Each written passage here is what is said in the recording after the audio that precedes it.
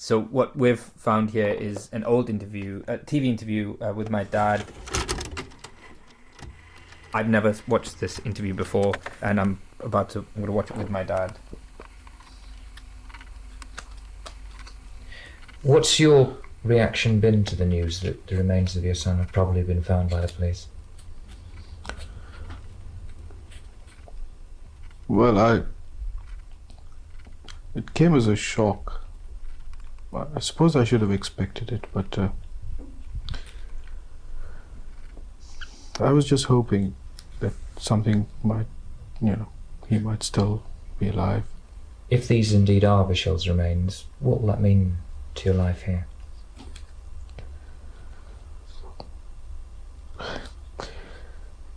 I can't see how it's going to alter my outlook to my life here. I mean, after all, I live here. It's my home. I've lived here for years. But naturally, it takes time for memories to wear off. I've had him here for about 2.5 years. Both of them been living with me. I suppose I'll just have to face that and let time take memory out.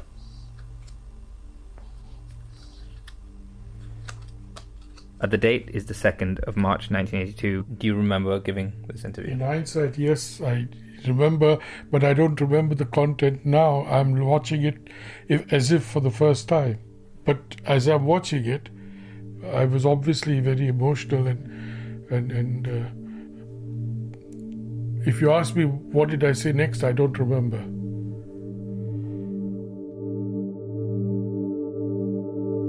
It's strange enough to see a much younger version of my dad sitting on his sofa all those years ago. But being grilled on TV like this, it's very difficult to watch.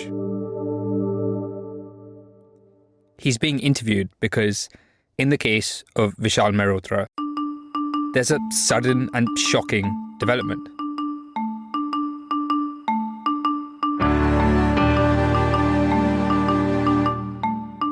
I'm Suchin Mehrotra. From BBC Studios, this is Vishal.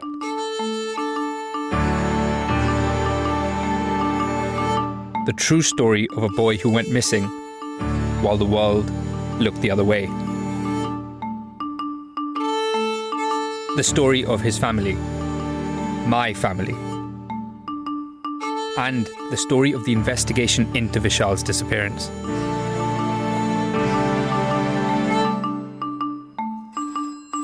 Chapter 3. The Woods. I got a call, I was in my office, and I got a call from the police. Monday morning. It's the end of February 1982. 7 months since my 8-year-old brother Vishal Mehrotra went missing. Our dad, Vishu, is in his office on Fleet Street in central London. That's the very same office in which Dad, his son Vishal and daughter Mamta had a small party on the morning of the royal wedding. The office where they cheered and celebrated as Prince Charles and Princess Diana's carriage swept past the window just an hour before Vishal disappeared. And now, finally after 7 horrific months, the worst possible news. I got a call from the police to say that they had found Vishal's remains, or they believed to be Vishal's remains. I was told by the police that they had found the remains.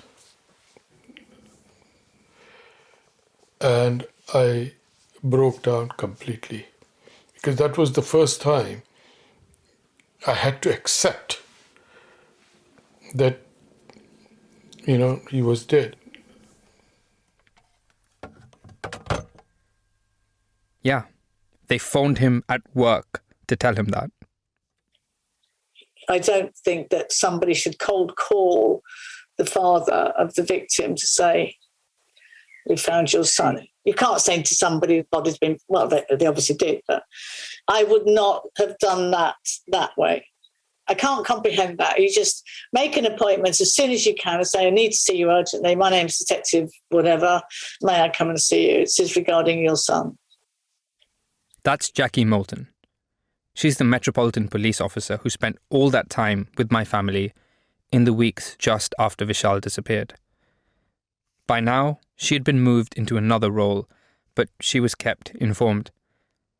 Just to warn you, some of the details we're about to hear may be upsetting.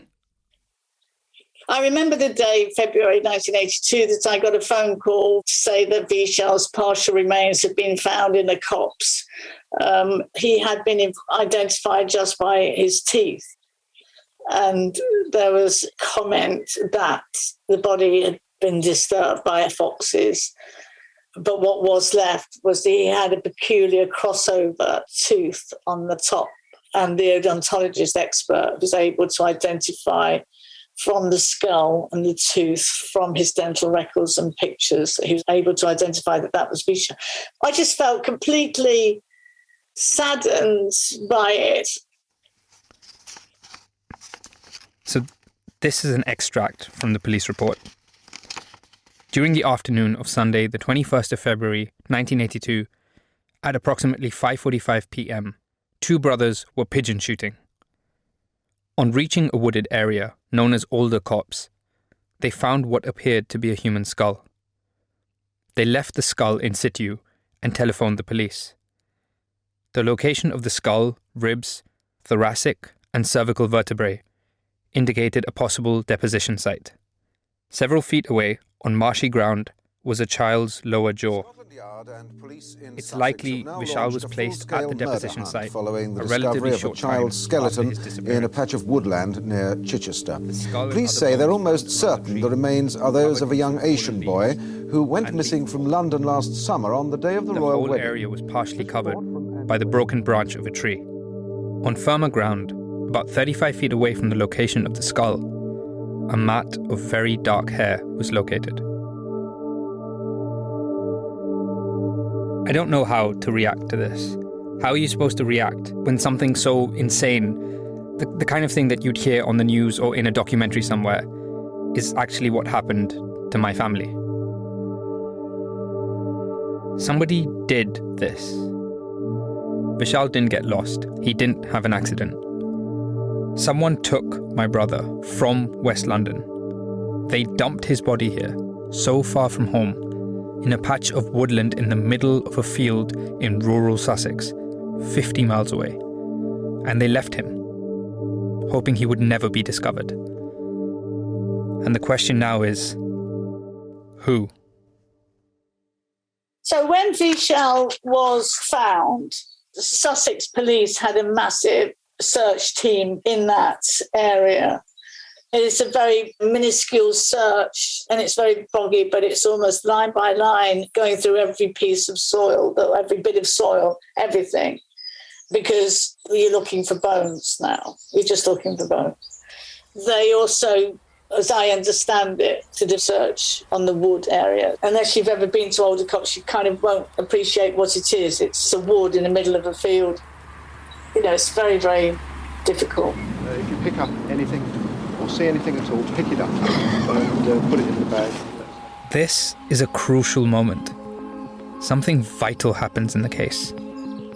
Because Vishal disappeared in London, up to this point, the Metropolitan Police has led the investigation. But now that his body has been discovered outside the city, in the nearby county of Sussex, protocol means that Sussex Police take over. So after 7 months of work by the Met, they need to hand over thousands of documents and witness statements and lists of potential suspects to an entirely new team of officers. And the location the police choose to hand over my brother's case? A pub. Yeah, a pub of all places. It's like something out of a trashy TV cop show. Of course, this handover may all go like clockwork. It's supposed to. But it does leave open the possibility of things being missed. It's now in Sussex. It's in another police area that they're going to investigate. So Sussex, in fairness to them, they don't know, was this boy murdered in London and was he deposited in Sussex? They haven't got a clue. Why would they? The boy's been found in a copse. 6 months later, it's a difficult starting point. As you know, he went missing on the royal wedding day, the 29th of July, from the Putney area of London. Now, the A3 road is very close to the area where he was last seen. And, of course, the A3 does join the 272 close to where the body was found. I learned that my brother's bones were found from the TV. I was sent away to a friend's house when the bones were found.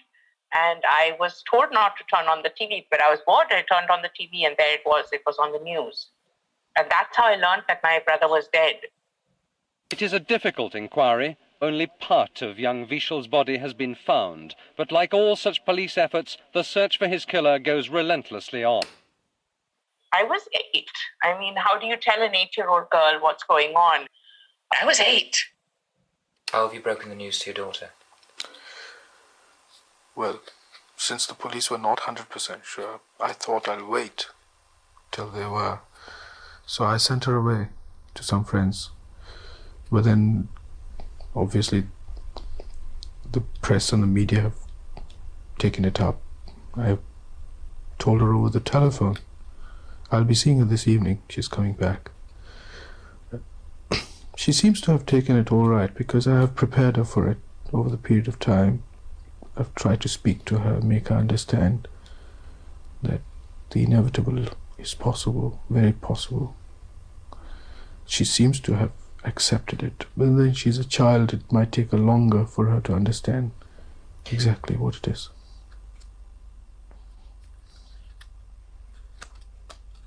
As an 8-year-old, the concept of death, you don't know. The concept of murder, the concept of abduction. What the police really did was come into the schools and start telling the kids and giving them a training session of 1 or 2 hours where they actually came to our school. They spoke to the other kids and told them what to be careful about and how to deal with it. If you're being kidnapped, what do you need to do? Which I think was a good thing because nobody actually knew about it. What's the right age to kind of teach children? I found out, like I said, from the TV. I cried for a couple of hours. My parents came and picked me up. We all cried together. I mean, they were in their own grief, let's be honest. Any parents to lose a child, they were just torn apart.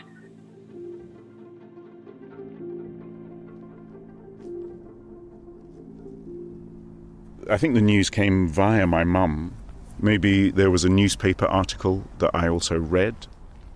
I'm with Matthew, who grew up living right next door to Mamta, Vishal and my dad in Hombush Road in Putney. He's also remembering how he found out this awful news. The news that they'd found body parts, which was incredibly shocking.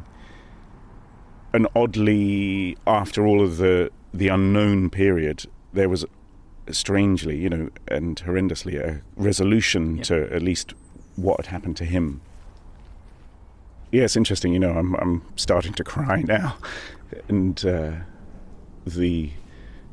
I think it connects back to not only my vague memories of wanting to comfort Mamta, probably, but also my own children, and just how impossible to live with that must be. Yeah. But the kind of the empathy, I suppose, with just how extreme all of that time was, and how important maybe this discussion is. I mean, it's clearly important for me right now, and it's a shift of generational culture, isn't it? That in the 70s and the 80s, people got on with stuff, I suppose, like this. These days, they would be a psychologist to. Yeah, I relate to that obviously in a very different way, but just the idea of I don't know how to talk about it, or I don't know how to explain it, and I definitely don't understand it. Or maybe it's too much to process, or maybe it takes time or whatever. But yeah, I know that. Yeah, I know what you mean. And it's interesting because of the this particular moment in time, 40 years on, I have been thinking about it, and it's crossed my mind that actually there is possibly a level of, I don't know the right word to describe it, but if PTSD-ish hint of that, in that I don't think I processed it or had much. I think it's kind of happening now a bit, if I'm honest. As part of my own processing of what happened back then and in the years since, I keep going back to that video of my dad being interviewed at the time. How have you coped with the uncertainty of not knowing what's happened to your son? That has been very bad. In fact, past few weeks, I was getting pretty desperate. But, the police were obviously doing everything they could. My dad is sitting there in front of millions of viewers, trying to hold it together at the most difficult moment of his life. And something about this, to me, feels cruel. What were you hoping that had happened to him? Somehow I knew what had happened, and I said it all along in the past. When he had gone missing, I've told my feelings that obviously somebody has taken him away, which seems to be the case anyway. The police are treating it that way. My dad's there because he thinks it's the right thing to do and it might help the investigation. But this reporter's questions seem more concerned with exploiting my dad's grief than asking questions that might help find Vishal's killers at this crucial moment. Had you been trying to prepare yourself for news like this? I thought I was prepared. But in spite of everything, I suppose there is some glimmer of hope. Or at least it's an irrational kind of hope. As long as you don't know. It was a bad shock, yes. And then he asks this. If these indeed are Vishal's remains, what will that mean to your life here? If these indeed are Vishal's remains, what will it mean to your life here? I can't see how it's going to alter my outlook to my life here. I mean, after all, I live here. It's my home. I've lived here for years. I can't help but fixate on that question. I've even discussed it with people. It may be perfectly well intentioned, but there's something about it that doesn't feel right. That phrase, what will it mean to your life here?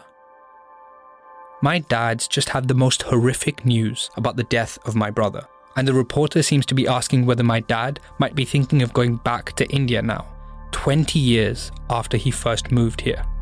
He shouldn't have to face questions like this on TV, having to explain to some insensitive journalist why he belongs here. Dad came to London from Bombay as a wide-eyed teenager in the 1960s.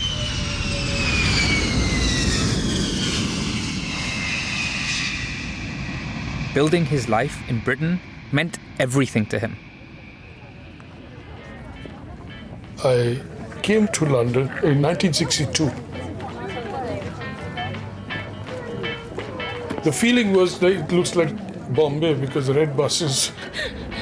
There was a lot of similarity, and I mean the language was English in that sense. And to be honest, I wanted to, at that age, I wanted to explore everything around me. But there was only one thing in my brain: get admitted in a college. Don't go back. That's all I wanted. Once I got that, then I began to have a good time, if you may put it that way.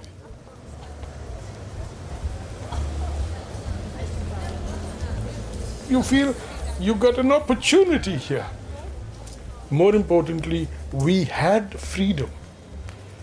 However claustrophobic it was, we had freedom from our family, from our home, from our country. That freedom, whatever you did, was for yourself. Yes, I had girls and had a bit of fun, but I realized that everybody did. It wasn't a taboo anymore. I mean, would you imagine me going to theatre or falling in love with jazz? Would you imagine me if I was sitting in India, getting married to some rich girl, and doing my father's rubbish, whatever it was, producing kids? Whether I fell in love or not, I wouldn't even know. They say that you do fall in love after an arranged marriage. There was so much that was claustrophobic in that life. Whilst here, it was the opposite. You made your own decisions. You were responsible for your own actions. Dad, it's obviously been 60 years now since you first came to London. How did you feel when that TV reporter asked whether you were going to stay here in the UK? I remember now. That's exactly why I've answered it the way I did, in a very polite manner, but effectively trying to tell him, I've been living here for years, and why does he think that I'm a stranger to this country or this home? Yeah, it's not. How will it alter your life here? I'm assuming that's not a question you'd ask a white person who you believe lives there and belongs there. It's a very, very strange question. But I suppose I should ask you the question. How would you react to such a question today, irrespective of the Vishal connection? If you were asked such a question, I mean, you were born here, how would you react? I do think anyone of my generation who were born and brought up here, if they face that, they would get a lot more aggressive because they are entitled, because they rightfully so, because they are born here, and nobody has a right to make them feel like that. And especially in that scenario, I think it's insane to me that not only was it someone being that insensitive, but if you think there's one time that someone would sort of not show that side of them, it would be then.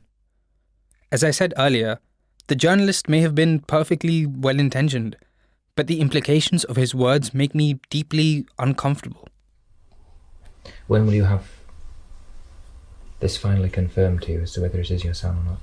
They said they'd probably let me know by this evening or tomorrow. They seem fairly certain. They've done some medical or whatever tests on the teeth. But obviously there are other tests they're doing. They're fairly certain, they say. Thank you very much. Just like that. What were you thinking had happened to your son? How had you prepared yourself for this sort of news? Had you prepared yourself for this sort of news? Had you prepared yourself for this sort of news? How had you prepared yourself for this sort of news? Have you broken the news to your daughter? Had you prepared yourself for this sort of news? Have you told your daughter yet? Had you prepared How yourself had you for this prepared sort of yourself? What's the uncertainty about your son been like? Had you prepared yourself? What's the uncertainty been like? What's the uncertainty of not knowing about Vishal been like? What's the uncertainty about Vishal been like? Have you told your daughter? That's it, thank you. As the investigation into my brother's death was getting underway in Sussex, my family arranged Vishal's funeral. 3 months later, I think it was May in 1982, they gave me a remains, Vishal's remains. It was in a closed box or something. I didn't want to see them. And it was Putney Vale Church and Cemetery. There were about 20, 30 people, close friends, family, nobody else. We didn't call anybody, we didn't want anybody. And there was a cremation that took place. I wanted to take it to India, the remains. I didn't want to be buried in Putney Vale Cemetery, whatever it is. I've never believed in burial. I'm a cremation person.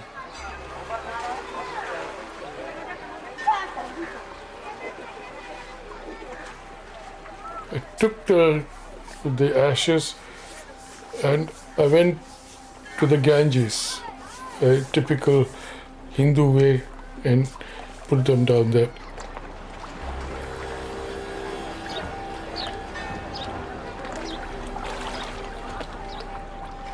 In the Hindu thing, burials and cremations, the ashes are strewn in the Ganges because the river Ganges has come out of the head of Shiva. There's a story behind it. You know, the Ganges flows down from Shiva. Anyway, this Vishal's remains.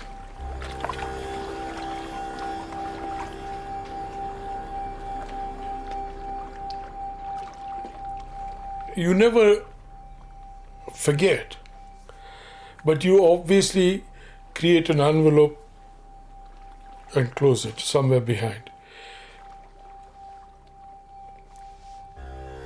When I went to India with the remains, I had another nervous breakdown there. And I pocketed my emotions somewhere in the back of my brain.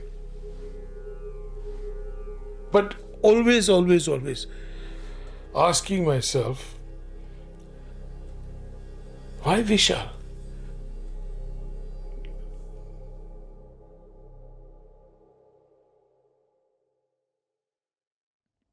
So that's the story. That's what we know. That Vishal was in Putney at around 2 p.m. on the day of the royal wedding, Wednesday, the 29th of July, 1981. Then, sometime between that moment and the 21st of February 1982, someone took him and killed him and hid his body in woodland in Sussex, 50 miles from home. Investigations continue for a while. Leads are followed, but before long, it goes quiet. Vishal quickly fades from the news. 1982's headlines are full of the Falklands conflict and the birth of Charles and Diana's first son, William. By the following year, the country is much more interested in the mystery of a missing racehorse, a racehorse, than a missing Indian boy. One of the world's most valuable racehorses, Shergar, the 1981 Derby winner, has been stolen in the Irish Republic. A £2 million ransom has been demanded. Our dad eventually remarries and tries to move forward. I was born in 1992, the same year that Charles and Diana announced their separation. That fairy tale was over. 2 decades pass, then 3, and still there are no answers about what happened to Vishal. Meanwhile, the 2 police officers we've heard in these episodes, Jackie and Sean, they go on to have stellar careers as senior detectives. Mamta, she was only 7 when her brother vanished. Eventually, she builds a life abroad and has a son of her own. Matthew goes on to have a successful career as a musician. But, of course, Vishal, he didn't get to grow up, or move abroad, or start a family, or have a stellar career. Who might he have become?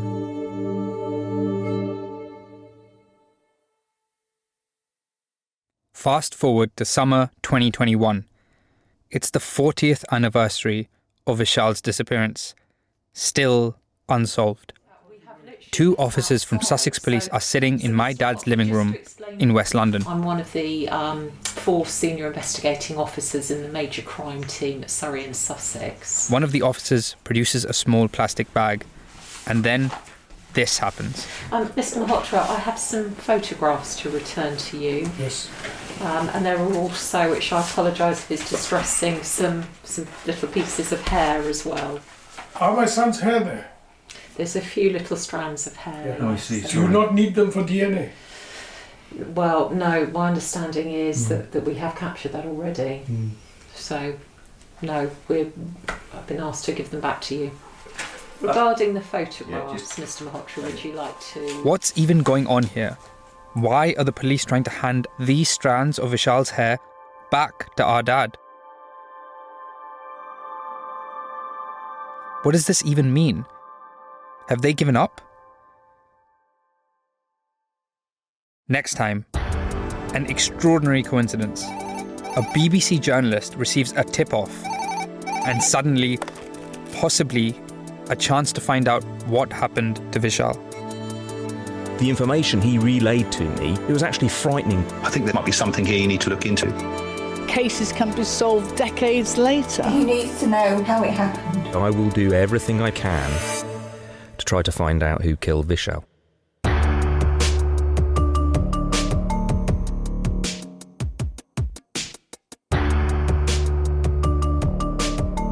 The producers of this series approached the Metropolitan Police for comment.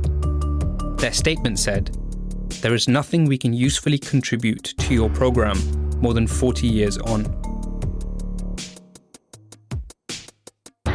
Vishal is a BBC Studios podcast. It's presented by me, Suchin Mehrotra. The series was written and produced by Satyesh Manoharaja. Audio production, sound design and original music by Steve Urquhart. The executive producer is Alistair Jackson.